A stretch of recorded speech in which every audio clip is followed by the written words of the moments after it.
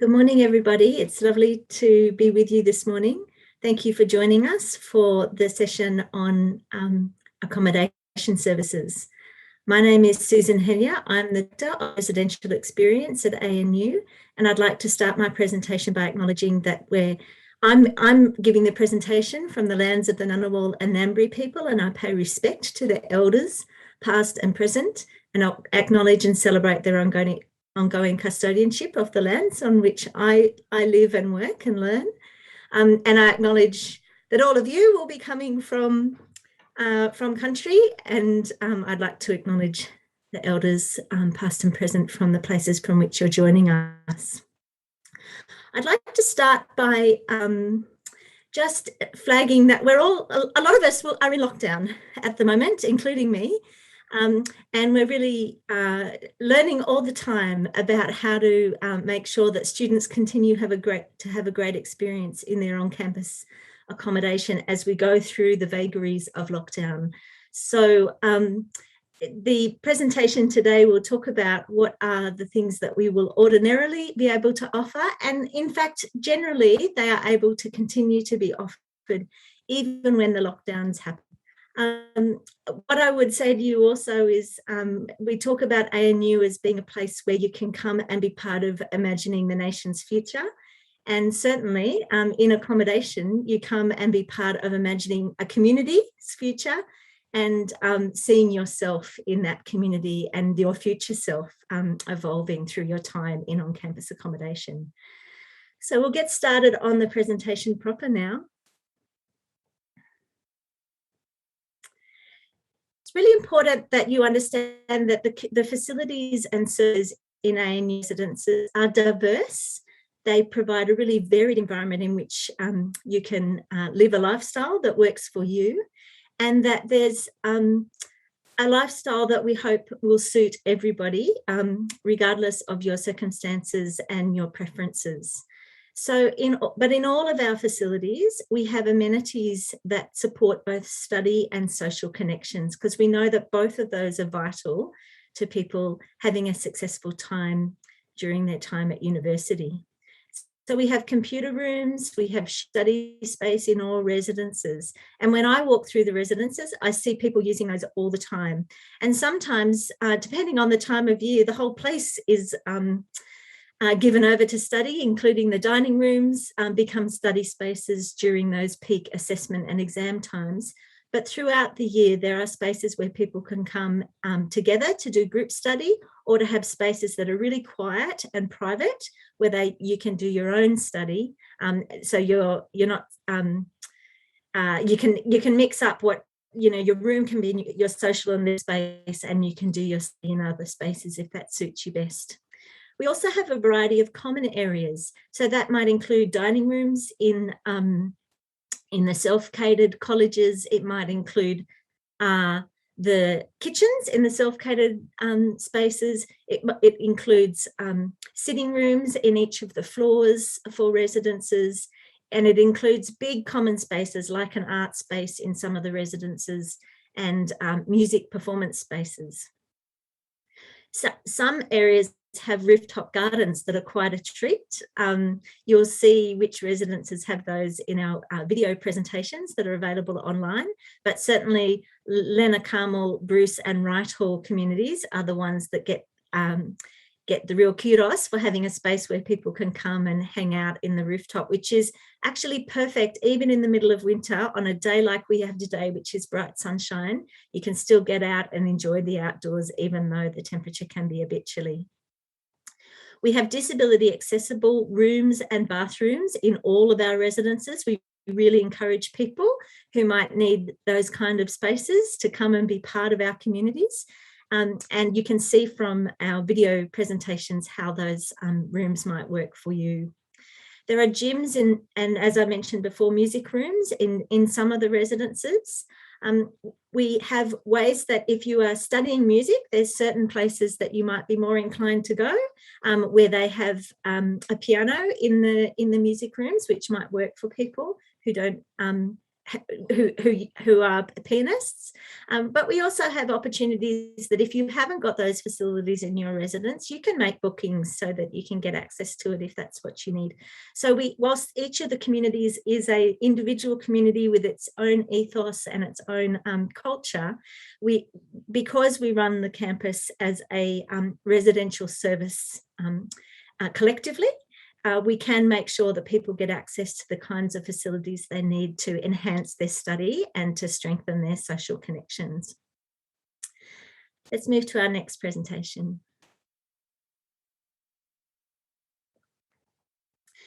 So you might have a lot of questions about living on campus, and many of those are answered on our website frequently asked questions page, but just to go through a few of them, it's really important that you know that living in an ANU residence, whether it's a lodge, a hall, a college, or a house, it's more than just a place to sleep and a place to eat. It's a place to live and to grow and to evolve personally, as well as to really get the most out of your time on campus with what you're studying.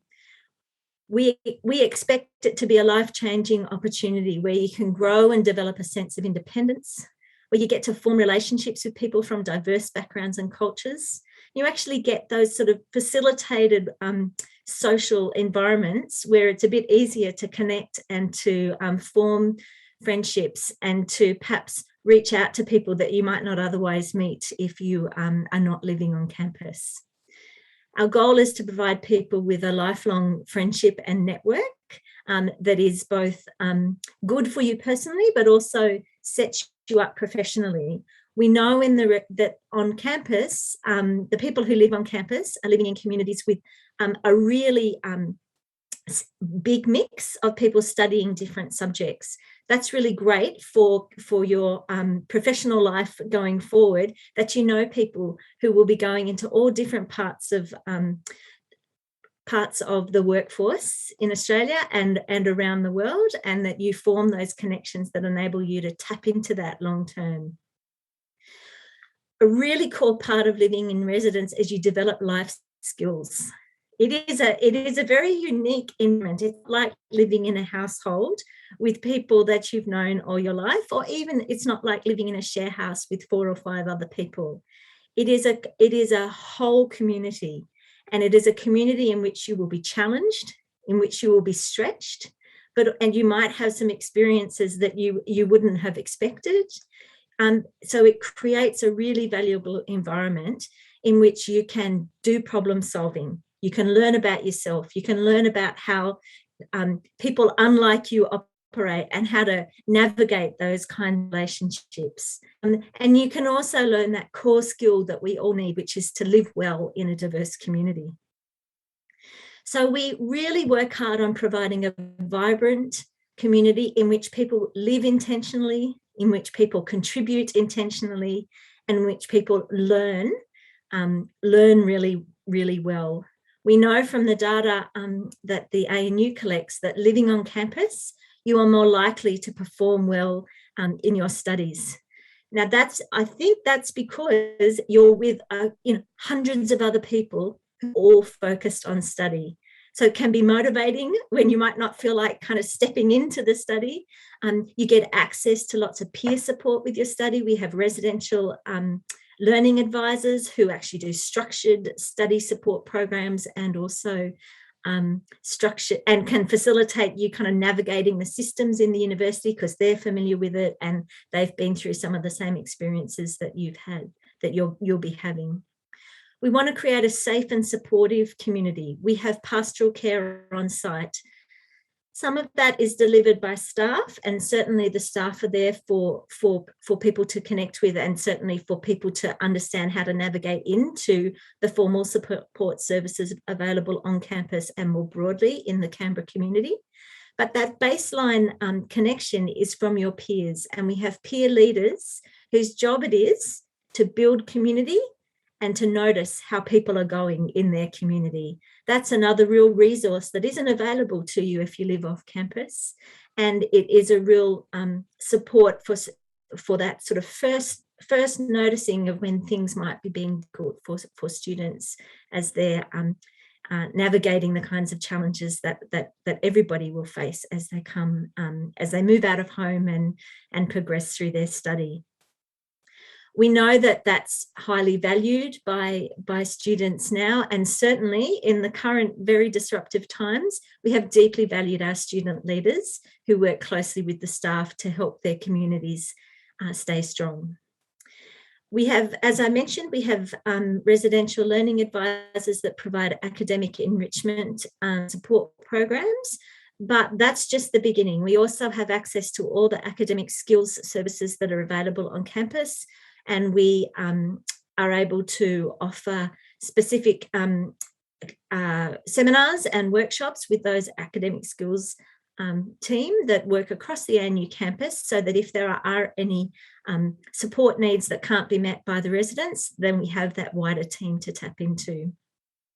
We've talked a bit about peer-to-peer mentoring around people who've navigated their university study timetables before and can support new students and commencing students to navigate those systems well. As you can hear from what we're saying, ANU has a real ethos about building student leadership, and student leadership being core to the residential experience. So what we also offer as a living experience is that you can come here, and for the first couple of years, you're the beneficiary of the student leadership skills and knowledge that is to you, and then can start to build your own leadership capabilities through our training programs and through taking on leadership roles. So that's a real value in staying long term on campus. You get to get additional leadership development opportunities that you might not otherwise have. So let's look at the next slide.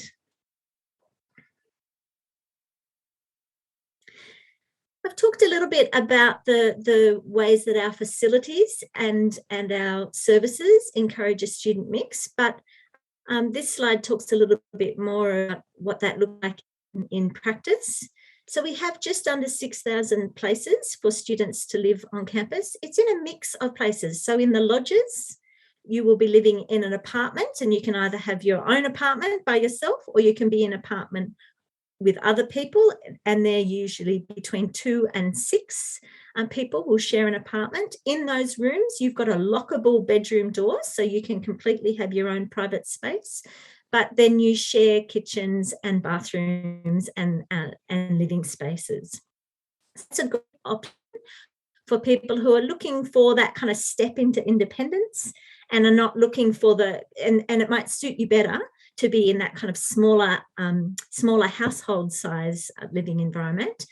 In those lodges, they have heaps of communal facilities, theatre rooms and rooftop gardens and courtyard gardens and gyms and study spaces and a whole lot of communal facilities, which is in addition to your apartment. The other types of accommodation we have are catered accommodation, where you live in I call it kind of communal corridor living, where you'll have a bedroom that's lockable in a corridor with a shared bathroom and shared common spaces. And then you will have a catered option. So that means there's a kitchen with a catering service that works out of there, and you have your meals in the dining space. People like that because they get to have that kind of regular communal experience of dining together. That is often what people are looking for who move into those types of residences. We also have self-catered facilities that are like they're the same as the catered in terms of that sort of bedroom off a communal corridor, with lots of communal facilities in terms of bathrooms and common areas. But you get to do your own cooking. So there are kitchens that we call MasterChef kitchens, like lots of cooktops, lots of microwaves, lots of sinks all together. And it's quite a social time being down in the kitchen when everything's abuzz. And there are dining tables and spaces for people to eat communally as well in those catered self-catered halls. One innovation that we've put in place for next year is that in a self-catered hall, you can also access a meal delivery service. So we've formed a partnership with a local Canberra company that do a really high quality meal delivery service, and will provide a discount to ANU students who live on campus. And so if you're looking for that sort of independent diversity of a self-catered place, but maybe you're not super confident with being able to cook dinner every night when you're first moving in, that's an option that you'll be able to tap into. It's also an option for maybe if you're in third year or fourth year and you're busy in your study times, you might want to just make sure that you've got that meal delivery service in place for your own so to limit the amount of time you've got to be doing things other than study. You can see there the mix of students that we ordinarily, it's usually about half domestic and international students. Obviously, that's not the case at the moment because we've been unable to welcome new international students to our residences. But certainly we still have quite a diverse community, and we still have about 30% of people who are living on campus who are from overseas. And we've worked extra hard to provide them with social and wellbeing resources because some of them have not been able to travel home for a long time now. And we've really focused on how to support people to stay well in that situation where they can't get home. Of course, in the last 12 months, we've also been doing that for domestic students who have ended up needing to stay here because of border restrictions. And we get really good feedback on the kind of support we provide for people who are affected by those. So we're really proud of the fact that we bring together people from all different places and all different backgrounds and all different ages and stages of the study cycle. We think that's what makes for a strong community. So we're moving on, please, to the next slide. So we were going to be able to have some on-campus activities, but not so much now that the lockdown's happened. But we have lots of videos available that you can check out to see what it looks like to live in one of the residences. I would encourage you to have a look through a lot of different videos. Don't make a decision too quickly about which residence might work for you. Just check them out. Look at the students' testimonials and start to have a think about what's your lifestyle? What are you looking for in terms of imagining your future and the way you want to develop, both in terms of your personal development and in terms of your social connections, and have a think about which residence might work for you. The other thing I would say to you is that you will get people involved in the ASA process will get an offer shortly for a residence. And there is time up until the end of November when you can change your mind on your offer. So if you get an offer, then you think, that sounds all right. And then later on you think, actually, I've changed my mind. You can change your preference for your offer anytime between now and November. So the top message is we really are looking forward to welcoming you to Canberra. When you come, even in the middle of the pandemic, you can have a great social study and personal development experience when you're here. And we hope that the experience that you really take on the opportunity to come. Please check out our website where you can see all of the information that I've referred to today. And you can also check out the ways in which you can connect to put in an application if you haven't already done so. Thanks, everybody. It's been great talking with you.